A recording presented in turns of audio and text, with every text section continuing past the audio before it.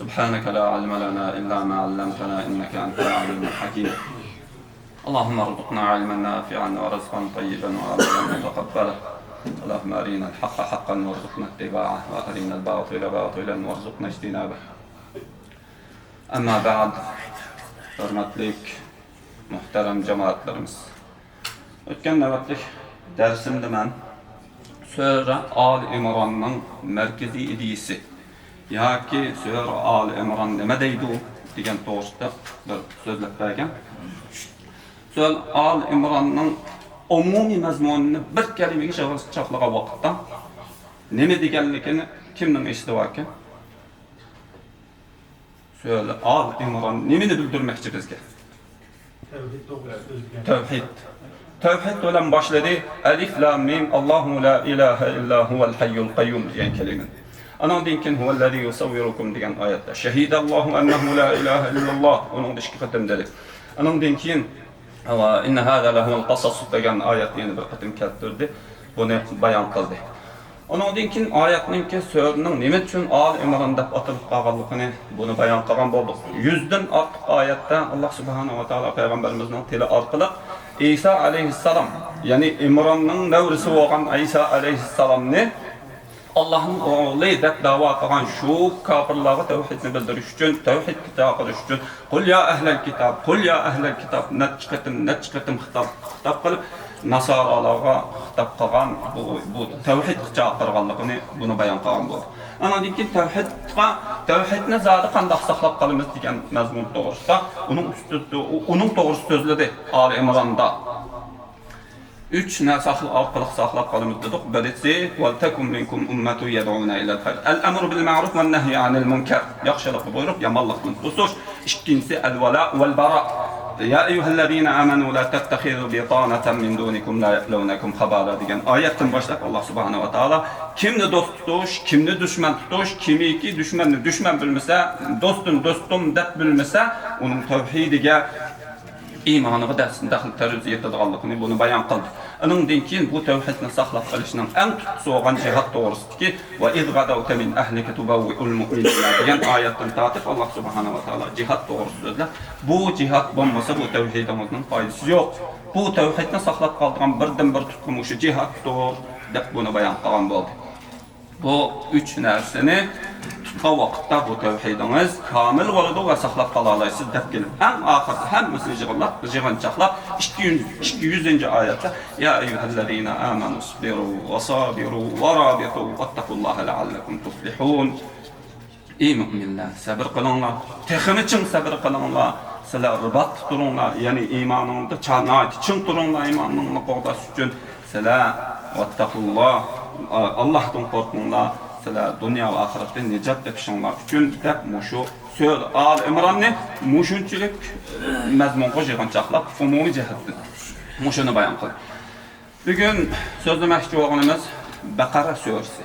Baqara surasidan agar so'zlab bo'lishga vaqt yetsa tugitmayib qolsak, kagaga to'xtab oxirsini davomlashtirsak bo'ldi. Alloh subhanahu va taolo sura Baqarada nima deydi? Sura Baqarada Alloh subhanahu va taolo nurg'ulgan qaramoqqa bir-birisi bilan munosabat bo'lmagandek bir xil mazmunlarni bayon qilgandek qildi. Beshil mu'minlarning, aningdagi kofirlarning, aningdagi munofiqlarning sifatlarini, aningdagi zamonga xalif qiladigan, aningdagi shaytonning sajda qilmaganligi, aningdan keyin Adam alayhissalomning yoritilib jannatdan qo'g'langanligi, aningdan keyin Baqara voqeasi, ya'ni Bani Isroilning qissasi, aningdan keyin Kala voqeasi deganga o'xshash shundoq oxirsiga berib hayzning, taloqning, riboning, savdoning, setihning mo'yindoq kirib oxirida Alloh subhanahu va taolo bu suraning oyati bir go'zal, chiroyli bir duo bilan oxirlashtirgan. Sura Baqara nima deydi? Sura Baqarada Alloh subhanahu va taolo yig'inchoqlab aytgan vaqtda bizga bir narsani bildirmoqchi.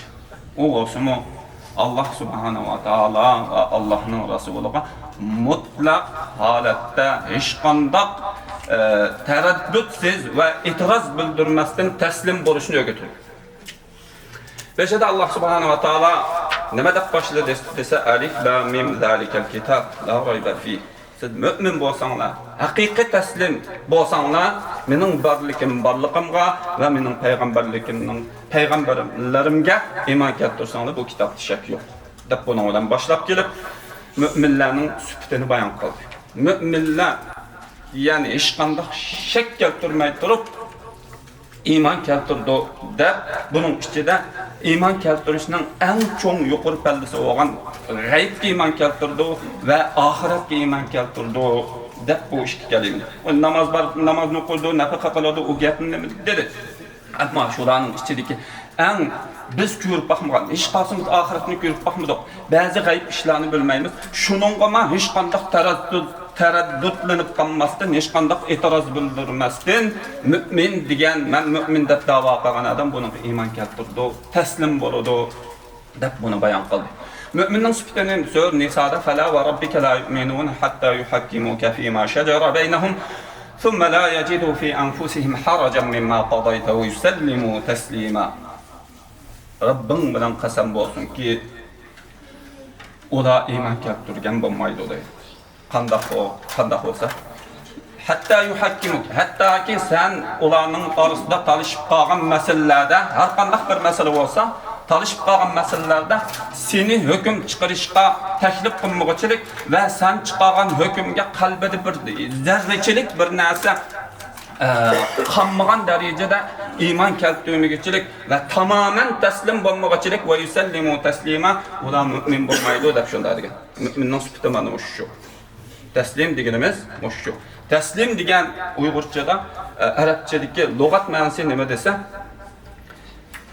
a'zolarning bo'ysunishi va qalbda hech qanday e'tirozning bo'lmasligini taslim deb ataymiz.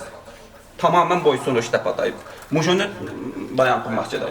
Mu'min mana shunday bo'ladi. Ikkinchi oyatda undan keyin ulaika innallazina kafaru sawa'un, kafirlarni bayon qiladi. Ya'ni ikki oyatga yig'inchoqlab. Chunki kafirning masalasi nihoyat aniq.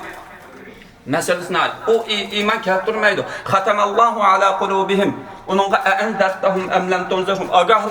Agahlandirma, onun foydasi yo'q. Onun qalbiga möhür besilib ketgan, onunğa gap qilsam bo'ladi. O hech qachon betaslim bo'lish, Allohning rasuliga taslim bo'lish degan gap yo'q deydi. Ikki oyatni dedi, onun bilan kafirning gapini tugatdi. Ondan keyingi oyatda boshidagi va minan nasi man yaqulu amanna. Munofiqning alametlerini ve onun teslimiyetini bayan kıl. Munafiqninkini bir az uzun bayan kıl. Çünkü münafık degen zahir bilen dahili işçi oxşamaydigan narsa bo'lganligi uchun, uni bilmek tasvir bo'lganligi uchun bir az qaramoqqa bir az tasdib bo'lgan bo'lganligi uchun buning sifatlarini bayon qilib berdi. Munafiq degan mundaq bo'ladi. Bundan da ularınki bazı bir sıfatlarını bayan qilib Allah'ını aldaydı, Allah'ını zanı qiladi, ular zeminde buzuqchilik qiladi, bunda buzuqchilik qilmagandisi biz buzuqchilik qilmadik deb biz isloh qiluvchilar deydi, ularga iymon etdim desa, ashu kishilardek iymon etibizmi biz deb burning ustidan menda zanı qiladi deb turkum sifatlarını bayan qilib bularınki sifatlarini ilm-müminlar bilib olanlar buni deb bunun sifatlarini bayan qiladi. Ondan keyin Allah subhanahu wa taala o oyatdan keyin va qala robbuka lil malaikati inni ja'ilun fil ardi khalifa. Men zaminda bir xalifa yarataman degan vaqtda farishtalar shunda dediki, ey Allah, sizlar zaminda qon to'kadigan va buzuqchilik qiladigan bir qavmni yaratmoqchiman deb shunda deydi.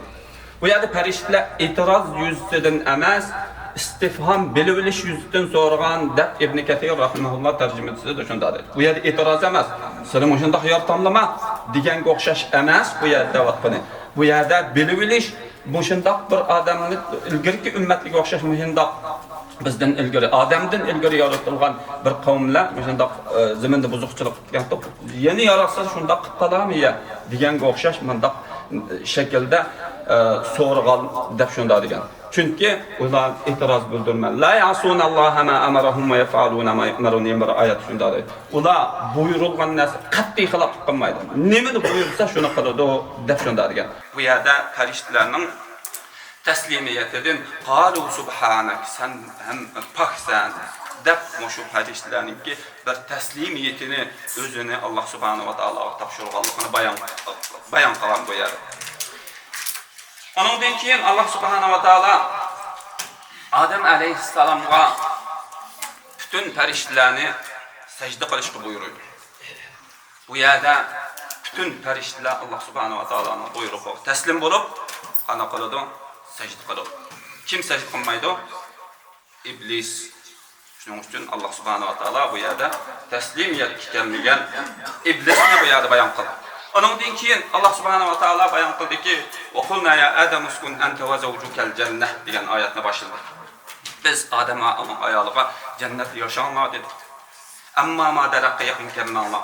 Ma mevidin yemanglar dedik. Ondan keyin deydiki bu daraqqa yaqin kelmanglar. Salam. Qanday yaşanlıyki amma müşteraqqa yaqin kelmanglar degan vaqtda favasvasa lahum ash-shayton. Bu ikisinde şeytan azlaştı dedi. Fa akala minha. Daraqni yapsal. Şunun bilan Allah subhanahu va taolo natija qanday oldu? Allah subhanahu va taolo وقلنا اهبطوا بعضكم لبعض عدو ولكم في الأرض مستقر ومتاع إلى حين. Şonsa çıkıp gitani bu nimeden bir sana düşman bo'lgan holatda jannatdan chiqib ketani zaminda yashanglar valakum fil ardi mustaqar deb shunday. Ey odam bolalari deb bizga xitob qilmoqda. Agar sizlar biz shu taslimiyatni atanglar Adem alayhissalom aşağıda biz Ademni yani jannatga o'rlashtirdik, payg'ambar qildik, bütün farishtalarni, malaikalarni sajda qildik, shundoq hurmatini qildik. Şu atanglar aşağıda esip kaldı şu biz atiken bu demek şu hürmeti bilen biz tushirvatdik. Sizlarni agar taslimiyatni taslim qilmasanglar, o'zingni butun taslim qilmaydigan bo'lsanglar, sizlarni tushirvatman bir yerga. Ne taşıvatsam taşıvatam. Ne günlük öldürürsem öldürüvatam. İbret elan atağıldın demekçi.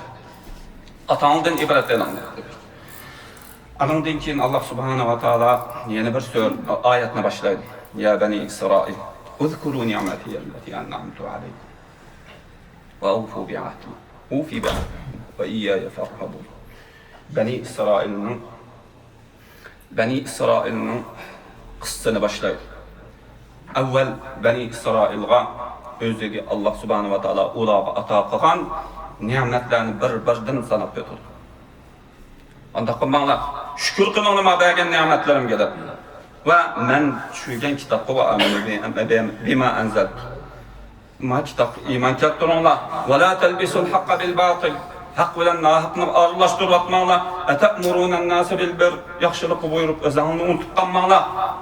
Vasta'inu bis sabr. Yani nurg'ulgan tarbiyani qiladi bu yer. Ular bergan ne'matlarni eslatadi.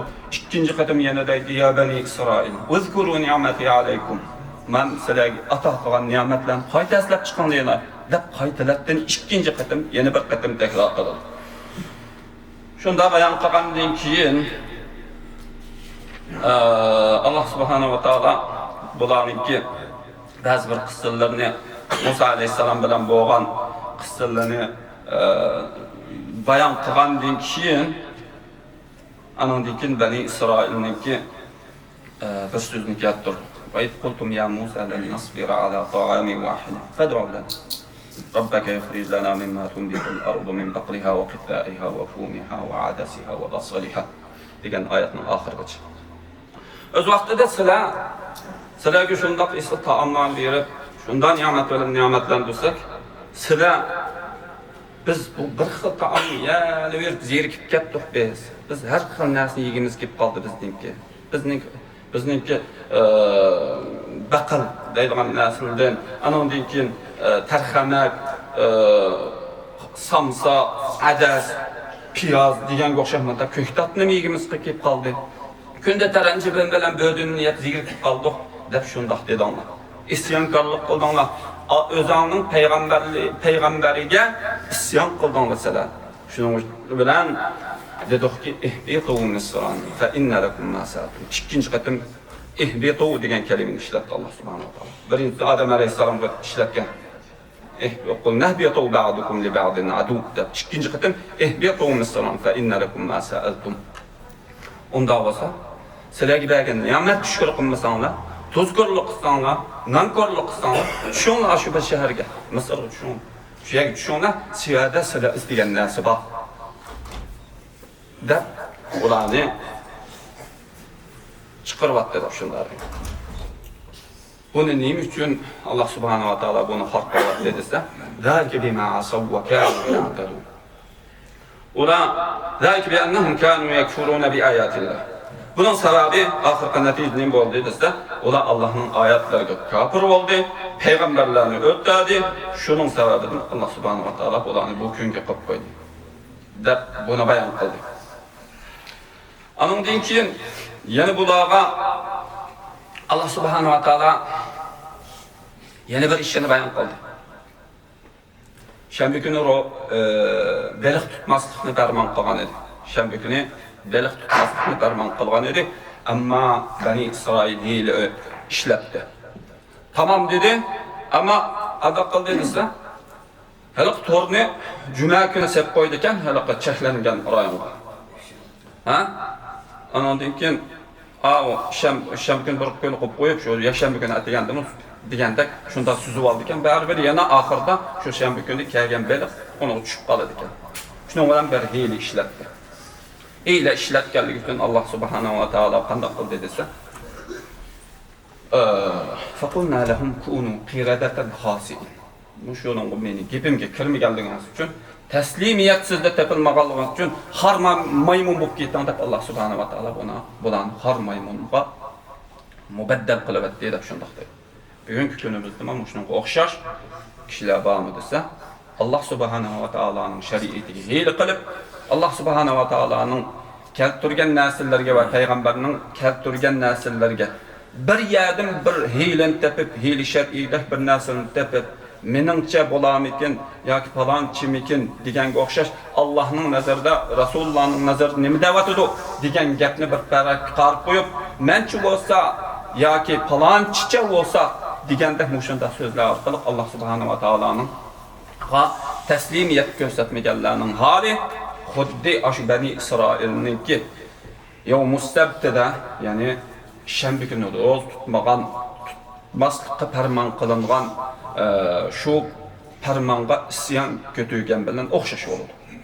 Ya'ni undaq odamlar yo'qmikin deb qolmaydi. Shunga o'xshash Bani Isroil simon odamlar bugungi kunda bor. Ya'ni shundaq bo'lib qolsak, Alloh o'z panohida saqlasin. Ya'ni Alloh subhanahu va taolo kunu qiradatan xasiin.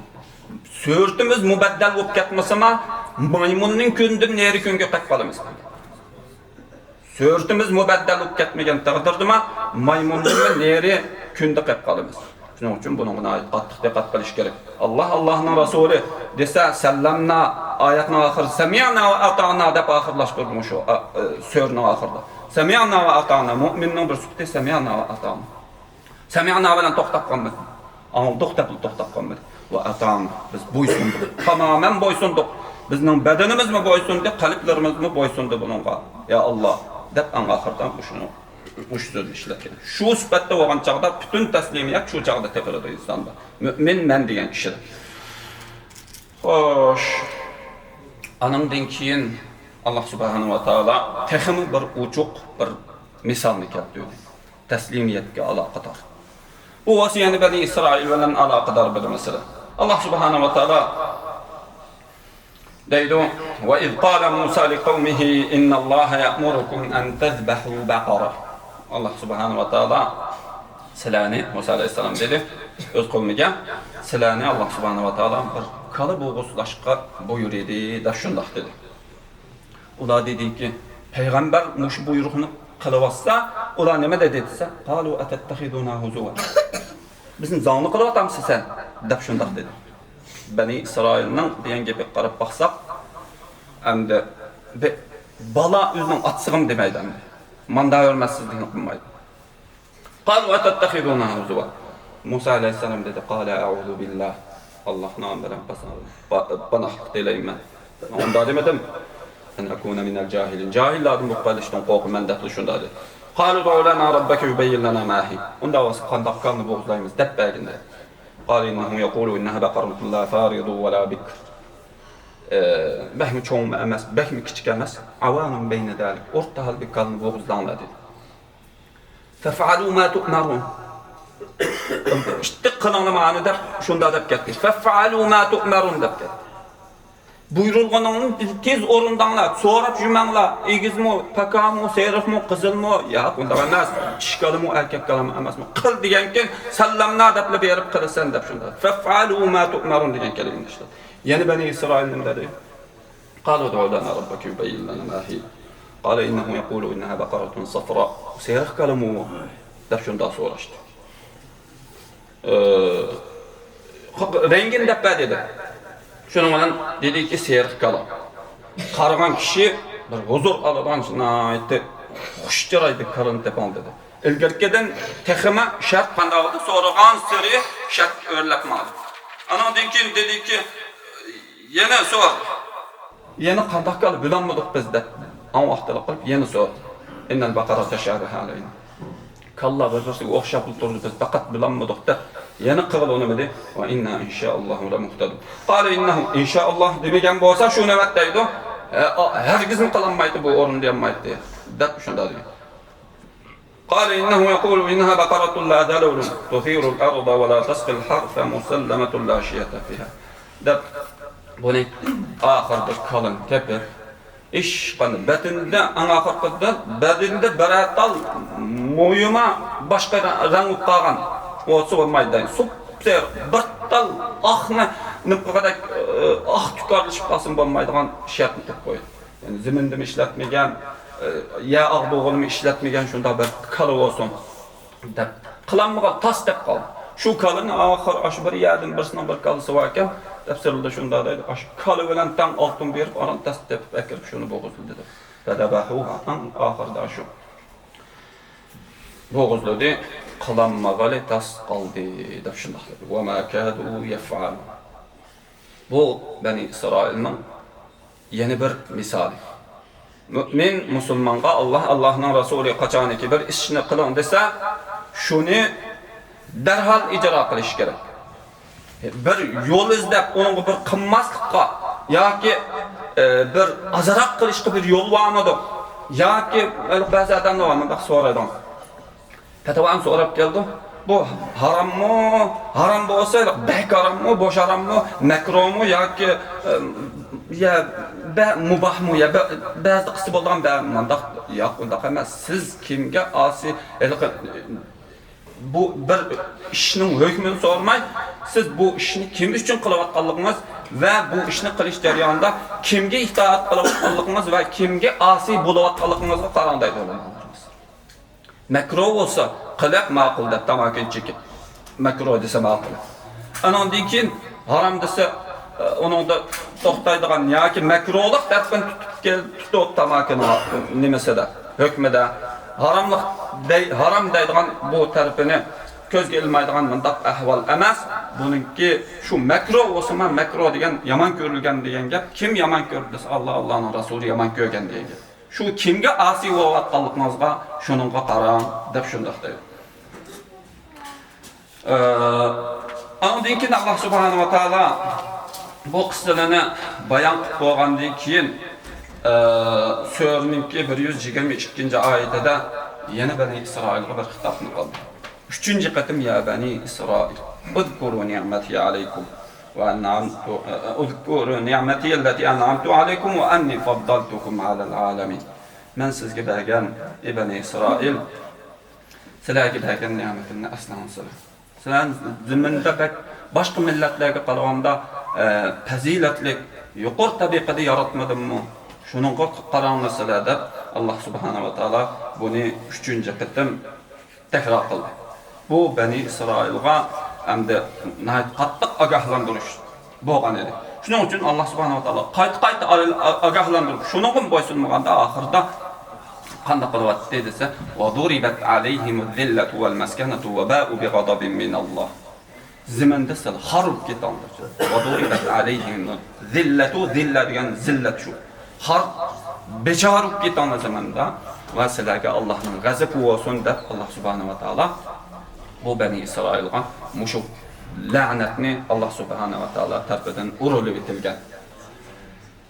Xo'sh, andan keyin İbrahim aleyhisselamның qissasi kirdi. İbrahim aleyhisselam ve izibtala İbrahim rabbuhu bi kelimatin fa atammahunna. İbrahim qarab taqansın. Deməkçi yəni öz vaqtida İbrahim aleyhisselamni Allah subhanahu wa taala bir neçə xil iş bilan sanadi. Fa atammahunna. Vayiqi yetkizib qildi deb şundaqdir. İbrahim teslimiyette sizlarga ulgu bo'lgan adam İbrahim, atağın İbrahim şu. Atağın İbrahim öz vaqtida oğlu İsmailni zabi qilishga buyurgan vaqtda tushdik vahiy keldi İbrahim aleyhisselamga. Qandaq qildi desa, ataq yotqizib o'tmasa qayta pichoqni surib beqib teslimiyetning eng yuqori pallasini İbrahim aleyhisselamningki oğlu bilan bo'lgan zabi masalasida teslimiyetning shaklini eng jonliq o'rnakini mashadin ko'rib oldi.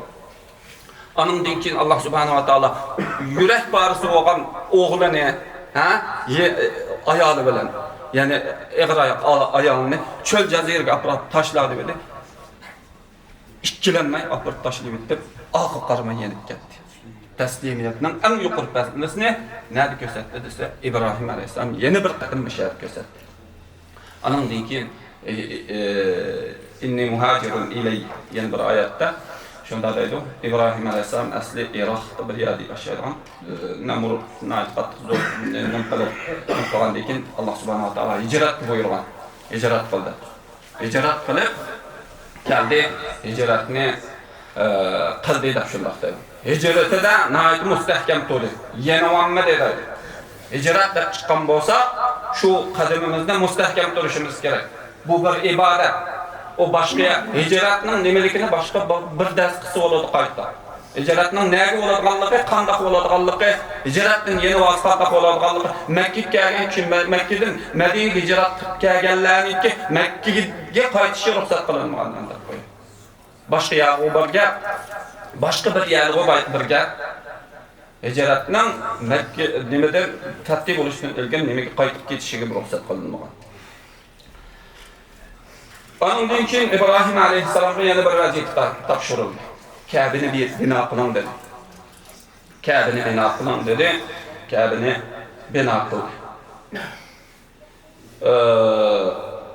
Ka'bani bino qilish jarayonida İbrahim aleyhisselam o'g'li bilan Ka'bani qo'pirib etib qilgan duosi Robbana taqabbal minna.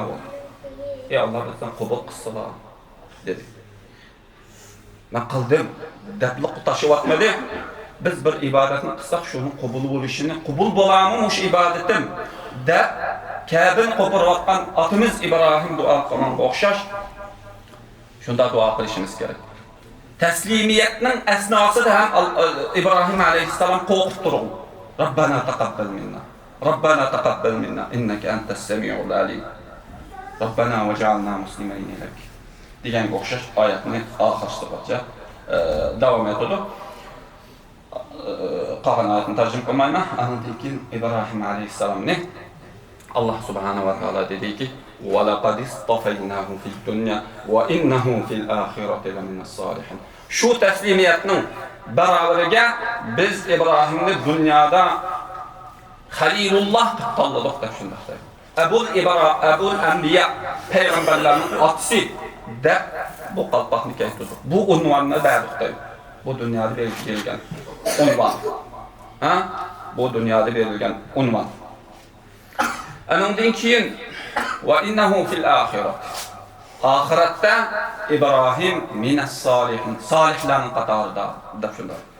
İbrahim aleyhisselam to'g'risida neki mahshardagi, oxiratdagi nimiz to'g'risida kelgan maqomi o'rni to'g'risida kelgan nurg'un hadislar. Buni so'zlasa uzun gap bo'lib ketadi.